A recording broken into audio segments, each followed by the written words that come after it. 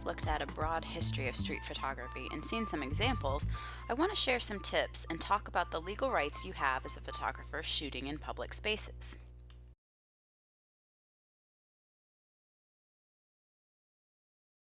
Tony Ray Jones was an English photographer who studied at Yale in the 1960s and got to know a number of American street photographers like Joel Meyerowitz while studying in Manhattan during and after college. He took pictures in the United States in the mid 1960s and then returned to Britain to try to import some of the creative energy he'd seen in the US but that Britain lacked. In England in 1968, he said, "My aim is to communicate something of the spirit and the mentality of the English, their habits, their way of life, the ironies that exist in the way we do things, partly through their traditions and partly through the nature of their environment and mentality. For me, there is something very special about the English way of life, and I wish to record it from my personal point of view before it becomes Americanized and disappears." He captured festivals and leisure activities in a way that's full of somewhat surreal humor and shows the influence of photographers like Cartier-Bresson and Gary Winogrand.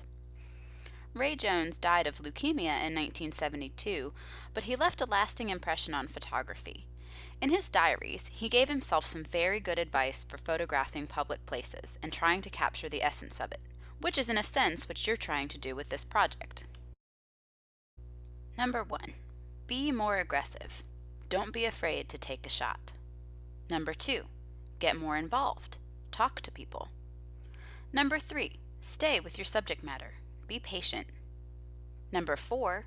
Take simpler pictures. Number 5. See if everything in the background relates to the subject matter. 6. Vary composition and angles more. 7. Be more aware of composition. 8. Don't take boring pictures. 9. Get in closer. 10. Watch camera shake. 11. Don't shoot too much. 12. Not all eye level. Vary your perspective. And 13. No middle distance.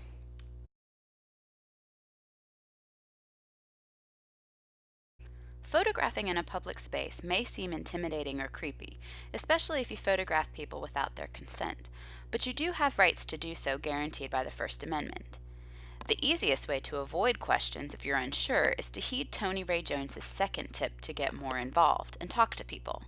If you strike up a conversation with your subject, more often than not, they'll consent to have their picture taken. If you want to go more of the Henri Cartier-Bresson route and stay anonymous, the rule of thumb is that if you're shooting in a public space, such as a city street or a park, you have the right to shoot without getting consent. If you can see it in a public space, you can take a picture of it. And this is guaranteed by the First Amendment's Freedom of Expression Clause. In public spaces, there is no right to privacy. You give up your reasonable expectation of privacy in an open public space. Now, this rule holds true if you use your images for artistic expression to exhibit or publish them as art and not for commercial purposes. So you can't make money off the image of someone who's not given you permission. It's also true if you stay in public spaces. These rules don't apply to private property, which includes restaurants, theaters, etc., where often large numbers of people mix and mingle. So if you shoot there, you need to get permission. And it's also true if you don't photograph into a private space from a public space. So for instance, if you're in the street and you're looking into the windows of your neighbor's house, you may violate some privacy expectations there. And lastly, you're fine as long as you don't incite hate or violence or threaten national security.